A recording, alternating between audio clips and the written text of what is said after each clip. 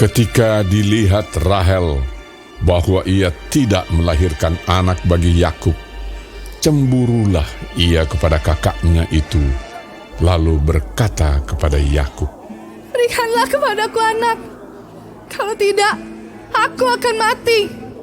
Maka bangkitlah amarah Yakub terhadap Rahel, dan ia berkata, "Akukah pengganti Allah yang telah menghalangi engkau mengandung?" Kata Rahel, "Ini Bilha, budakku perempuan.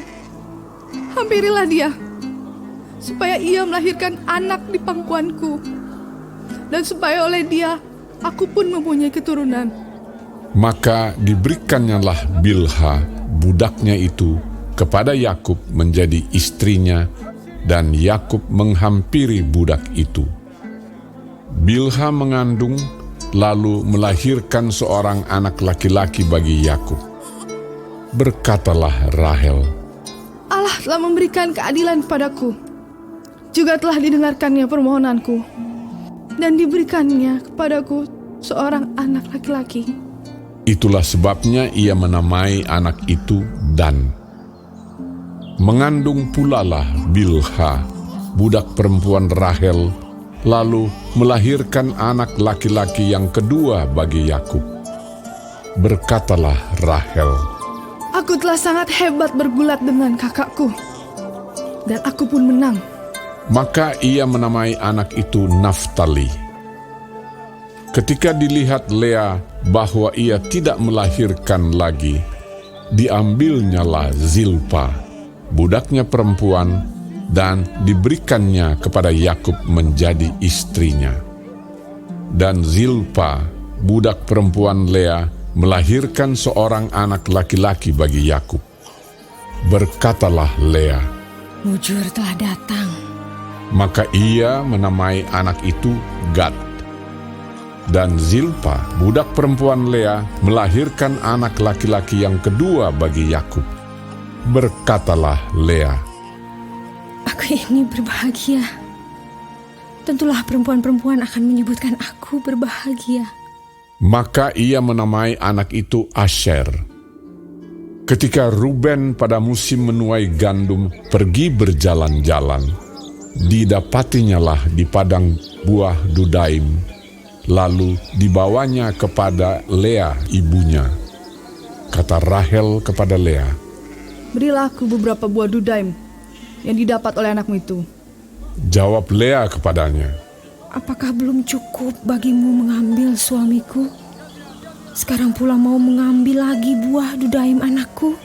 Kata Rahel, "Kalau begitu, biarlah ia tidur dengan engkau pada malam ini, sebagai ganti buah dudaim anakmu itu." ketika Yakub pada waktu petang datang dari padang, pergilah Lea mendapatkannya sambil berkata, Engkau harus singgah kepadaku malam ini, sebab memang engkau telah kusewa dengan buah dudaim anakku. Sebab itu tidurlah Yakub dengan Lea pada malam itu. Lalu Allah mendengarkan permohonan Lea. Lea mengandung dan melahirkan anak laki-laki yang kelima bagi Yakub. Lalu kata Lea, Allah telah memberi upahku, karena aku telah memberi budakku perempuan kepada suamiku. maka ia menamai anak itu Isakar. Kemudian Lea mengandung pula dan melahirkan anak laki-laki yang keenam bagi Yakub. Berkatalah Lea, Allah telah memberikan hadiah yang indah kepadaku. Sekali ini, suamiku akan tinggal bersama-sama dengan aku, karena aku telah melahirkan 6 orang anak laki-laki baginya. maka ia menamai anak itu Zebulon. Sesudah itu ia melahirkan seorang anak perempuan dan menamai anak itu Dina. Lalu ingatlah Allah akan Rahel. Allah mendengarkan permohonannya serta membuka kandungannya. Maka mengandunglah Rahel dan melahirkan seorang anak laki-laki. Berkatalah ia, Allah telah menghapuskan aibku. Maka ia menamai anak itu Yusuf, sambil berkata, Mudah-mudahan Tuhan menambah seorang anak laki-laki lagi bagiku. Setelah Rahel melahirkan Yusuf, berkatalah Yakub kepada Laban, Izinkanlah aku pergi, supaya aku pulang ke tempat kelahiranku dan ke negeriku. Berikanlah istri-istriku dan anak-anakku yang menjadi upahku selama aku bekerja padamu, supaya aku pulang, sebab engkau tahu betapa keras aku bekerja padamu. Tetapi Laban berkata kepadanya, Sekiranya aku mendapat kasih-Mu, telah nyata kepadaku bahwa Tuhan memberkati aku karena Engkau. lagi katanya, Tentukanlah upah-Mu yang harus kubayar, maka aku akan memberikannya. sahut Yakub kepadanya, Engkau sendiri tahu bagaimana aku bekerja padamu dan bagaimana keadaan ternakmu dalam penjagaanku. Sebab harta milikmu tidak begitu banyak sebelum aku datang. Tetapi sekarang telah berkembang dengan sangat, dan Tuhan telah memberkati engkau sejak aku berada di sini. Jadi, bilakah dapat aku bekerja untuk rumah tanggaku sendiri? kata Laban. Apakah yang harus kuberikan kepadamu? Jawab Yakub, Tidak usah kau berikan apa-apa kepadaku. Aku mau lagi mengembalakan kambing dombamu dan menjaganya, asal engkau mengizinkan hal ini kepadaku. Hari ini aku akan lewat dari tengah-tengah segala kambing dombamu dan akan mengasingkan dari situ setiap binatang yang berbintik-bintik dan berbelang-belang. Segala domba yang hitam dan segala kambing yang berbelang-belang dan berbintik-bintik, itulah upahku. Dan kejujuranku akan terbukti di kemudian hari, apabila engkau datang memeriksa upahku. Segala yang tidak berbintik-bintik atau berbelang-belang di antara kambing-kambing, dan yang tidak hitam di antara domba-domba, anggaplah itu tercuri olehku. Kemudian kata Laban, Baik, jadilah seperti perkataanmu itu.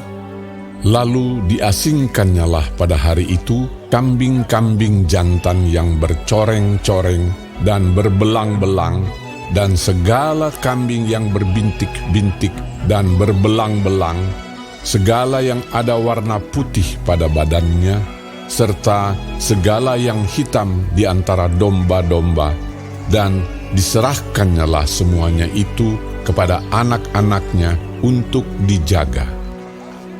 Kemudian Laban menentukan jarak 3 hari perjalanan jauhnya antara dia dan Yakub. Maka tetaplah Yakub menggembalakan kambing domba yang tinggal itu. Lalu Yakub mengambil dahan hijau dari pohon hawar, pohon badam, dan pohon berangan.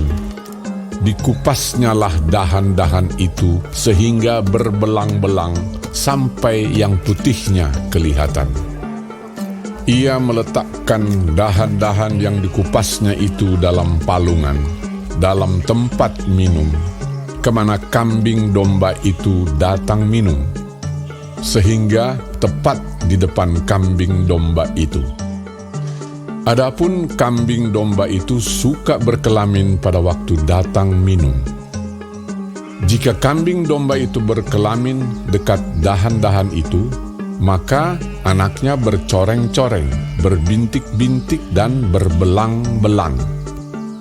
Kemudian Yakub memisahkan domba-domba itu, dihadapkannya kepala-kepala kambing domba itu kepada yang bercoreng-coreng dan kepada segala yang hitam di antara kambing domba Laban.